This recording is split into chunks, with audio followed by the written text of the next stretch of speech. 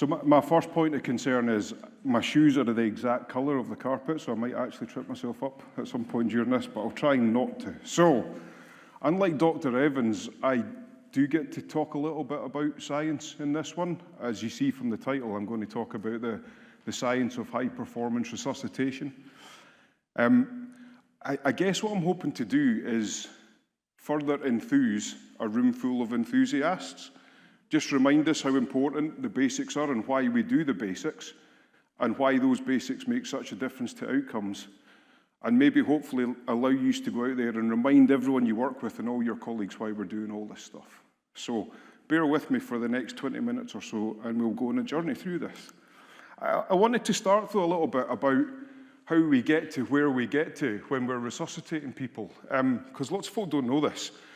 There's something up there called ILCOR, the International Liaison Committee on Resuscitation, and effectively these are the groups of individuals that decide how the guidelines are going to be shaped for us to use when we're out there resuscitating people. So there's lots and lots of different groups within ILCOR. There'll be a group that only looks at chest compressions, that only looks at defibrillation, various and vast amounts. And over a 5-year period, they're continually appraising all that information, and they come up with statements, which from those statements are how our resus councils form the guidelines. And then we take all that science, we use, in theory, educational efficiency within our local organisations, bringing all that together to hopefully improve survival. And it's some of these little bits that I'm going to pick into as we're going through this. So, for those of you that are seasoned campaigners, you'll remember this. It's as easy as ABC. Every bead in circulation, you remember? Nah, audit basics, clever stuff. We've spoken about this for years, okay? You need to understand the problem. You need to get the basics right, because that's what saves people. And you kind of need to throw some clever stuff in amongst it to get those few outliers who need a little bit more than the basics. So, you all understand that, yeah? You all know what CPR is.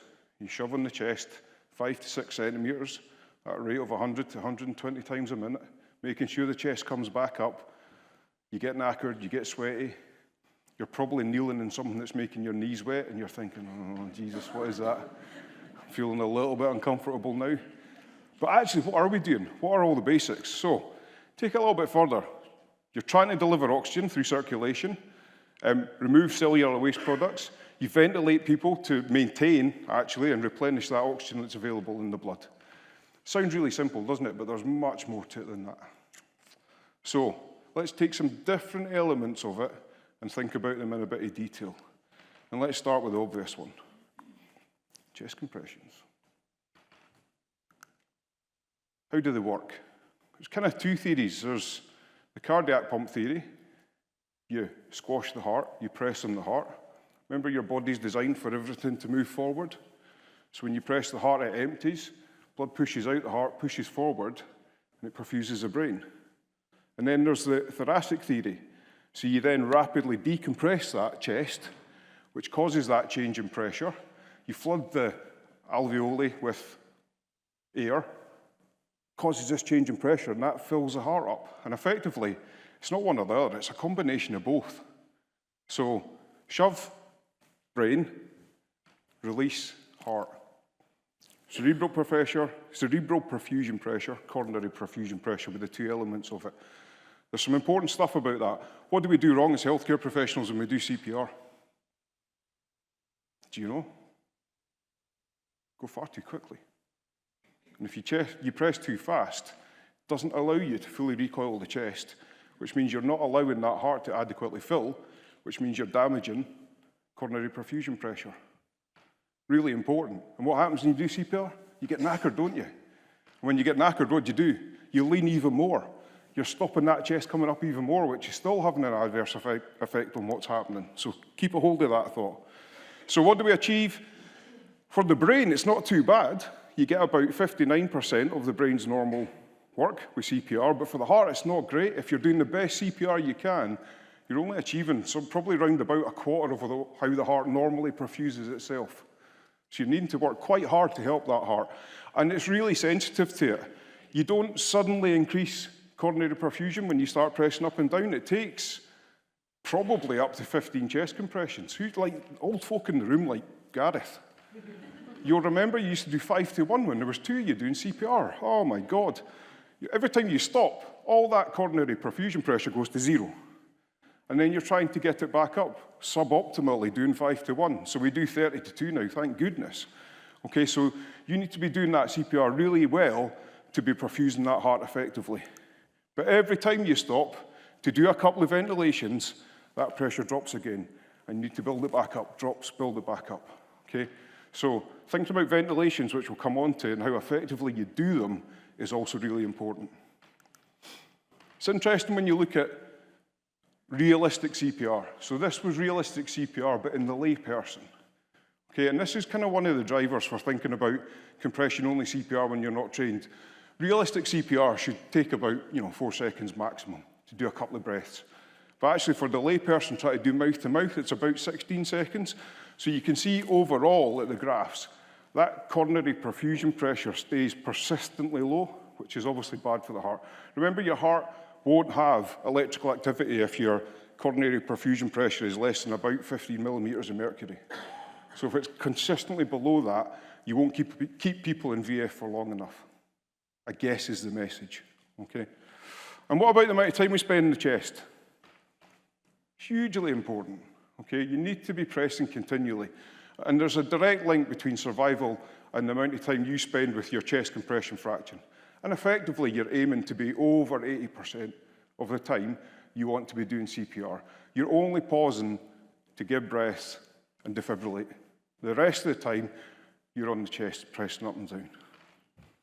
And lastly, on this bit, it wouldn't be a SCAS without putting up the most stolen slide in the history of SCAS.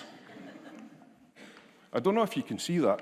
Gareth Clegg, Emergency Medicine Research Group, what that should say is, lock a medical student in a room over their holidays and get them to do an audit, which changes guidelines. It's amazing. People love this. But it just shows you, to get a chest compression fraction that's high, you need loads of people. 3 or 4 folk in the room, roughly speaking, your chest compression fraction is about 80%. 2 in the room, maybe 60% at best, and after a while, it's even less. Yeah, so just think about that all the time. So there's a few things about there. So the first take-home message is, do good CPR. Do it all the time, at the correct rate and depth, making sure you have full recoil, and the best way you can get that full recoil is you change the provider as often as you possibly can. No more than 2.5 minutes before you should be swapping. Happy so far? Good. Next thing, defibrillation. There's loads of science behind defibrillation, okay? And the single biggest thing we do wrong when we try and defibrillate people is we don't put the pads in the right place. We're pretty good at that one. We're not so good at this one. Kind of sometimes goes about here. Just going to sort of kiss the top of the myocardium rather than go through it. Or sometimes it's here. So it's maybe lateral enough, but it's a bit far round. Sometimes, I don't know. Liver is in VF, perhaps. Who knows? Optimize this, okay? Walk out this room thinking, the next time I'm going to stick pads on people, I want you not just to cut down the front of their clothing, I want you to cut down their left sleeve. And I want you to make sure you get really good pad contact. Oh, that's my microphone. And I want you to make sure you get that pad where it should be. Left lateral mid-axilla line. Because if you need to defibrillate that person, you want that electricity going through the critical mass of the myocardium. You want it hitting it all. Because if you want the heart to come out of VF, you need to make sure that electricity goes through the part of the heart where the VF started, or it won't work. So take your time with this and get optimal pad position. First one. And the second one is, you hear us going on about this all the time, minimize your pre-shock pause. If you look at animal models, and in this case, pigs, do CPR in pigs in VF and stop, and wait different periods of time before you deliver a shock. In the group of pigs where you only wait 3 seconds and deliver a shock, there's nearly 100% of the time you successfully cardivert them out of VF, okay? If you get to 20 seconds, pre-shock pause, you've stopped. Your defib's charged, you're not doing anything. You're thinking about getting something out the bag to do the next thing, and after 20 seconds, you deliver the shock. You're not going to get them out of VF. So get your hands back on the chest while the defib charging is for a reason, it's because you're significantly increasing the chance of that defib shock being successful for that person in VF. And remember, VF stands for very favourable. You can save them, okay? What does that look like in humans? Well, it's pretty much the same, actually. You know, there's that downward trend the longer the pre-shock pause. Makes a bit of a difference, a post-shock pause, but that's maybe to do with the quality of the resus as opposed to anything that's happened physiologically. Okay. The other thing about the shock, don't just keep doing the same thing over and over and over again. You know, first definition of madness and all that. If you've done 4 or 5 or 6 shocks and they're not out of VF, then maybe we should think about shocking them from somewhere else. And this, you know, we've known this for a long time, but this paper that was published in the New England Journal of Medicine a couple of years ago really made this point stand out pretty starkly, actually. After a number of shocks, probably about 5, if it's not worked, change the shock vector, hit that heart from a different direction with your electricity, and you will increase the likelihood of a successful shock. So again, you're coming from a different direction because hopefully you're going to make that electricity pass through the heart where the VF started, increasing that chance of success. So various ones, but I think you're probably familiar with AP. That's probably the best one, although, you know, you need to be mindful you don't generate big hands off the chest time. You can move the pads in various positions though. Bilateral's pretty good. Remember, keep your pads nice and high up. And what's the future? There's some secondary analysis to this. Should we get another defib out, dual sequential, external defibrillation? Charge both defibs up, shock, shock. One traditional, one AP. It's becoming more compelling. Vector change, definitely. Do it in your practice. Dual sequential external defibrillation, watch this space, we're looking at it. Okay. But overall, take-home message number 2, make your shock work. Optimize the pad position, minimize your pre-shock pauses, and change the shock vector after 4 or 5 or 6 shocks. Good, heads nodding. Ventilation, tricky one. Everyone, you know, the advent of compression-only CPR, ventilation is not that important. Ventilation is important in cardiac arrest. You need to be introducing oxygen to people. But in the first period of a resuscitation attempt, it's maybe not the most important bit, because actually your arterial saturation, during VF this isn't, albeit with chest compression only CPR, actually is pretty well maintained. You know, even after 5 or 6 minutes there, you've still got an arterial oxygen saturation of 70–80%. That's important because actually when you arrive and there's 1 or 2 people there, whether this is on a ward or whether it's on a living room floor or you're in the park resuscitating someone, and you've got quite a lot to do and it's a bit stressful and there's a lot to think about, it kind of helps with the theory of get your hands in the chest, get your pads in the chest, decide if you can deliver that shock, remember you've optimized that pad position, and then you can think about, once your hands are back in the chest, falling into your ventilation strategy as well. Okay? And I think the key is, during CPR, you want to start with basics and slowly progress in that stepwise way. Okay? Your goal is to make the chest go up and down in the simplest way possible, because that's what they need. Chest going up and down equals ventilation. Squeezing a bag doesn't equal ventilation if the chest ain't going up and down. Okay? And the science is behind this as well. Airways 2 is the big thing, you know. No difference between different strategies of ventilation in terms of outcome, but actually equally as importantly, no difference in things like levels of aspiration if you have a supraglottic airway and compared to a tube.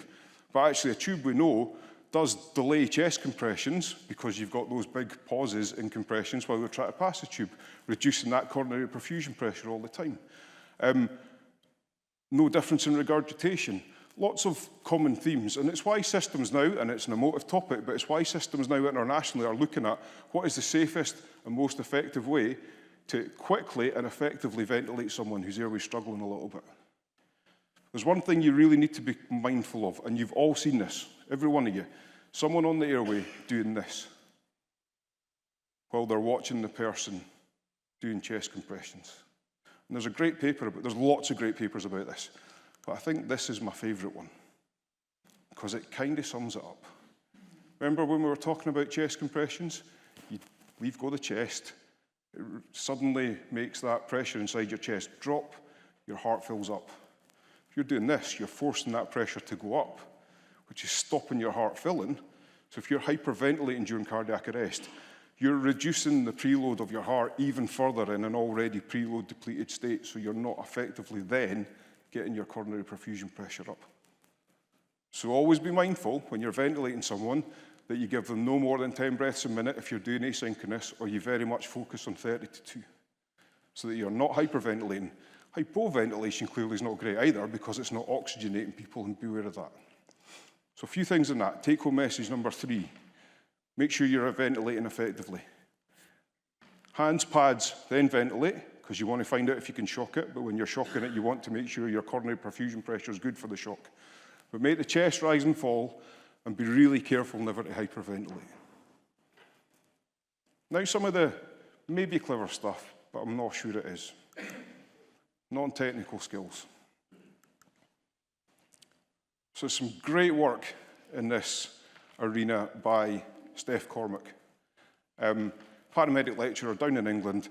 She's done lots of work around about non-technical skills in out-of-hospital cardiac arrest. There's quite a lot of literature about non-technical skills in in-hospital cardiac arrest, and actually they're broadly similar. But I'm going to give us a little bit of a shout out here, and I didn't realise you were coming this morning, Clarky, but there you go, for your benefit, mate. Throughout Steph's work, the work that's happened in Scotland gets cited a lot, round about the early days of 3RU, TopCat. And I think there's 3 common themes that come out in non-technical skills, because there's loads and loads and loads and loads of them that get cited, but actually 3 ones that probably make the biggest difference are leadership, teamwork, and communication. So leadership. It's absolutely the case that if someone coordinates that resus attempt, you do a higher quality resus attempt, which in turn increases the chances of good outcomes. Hands-off leadership at a cardiac arrest makes a difference. Okay? But for that to work, you need a leader that doesn't have an ego. They need to be doing stuff the right way, and they need to be asking things properly, and they need to show some humility. Then the second thing is, for it to work, you need the rest of the team on the same page as well. So that team has to be up for having someone who's going to coordinate it and help them and work with them, not against them. And again, you've all been there. It just takes one person. And lastly, you need decent communication. There's lots of stuff about closed-loop communication in this stuff. You know, so Gareth Clegg, he never told you, could you hang me up 250 millilitres of normal saline, please, and tell me when it's done? This is the point you're meant to answer, Gareth.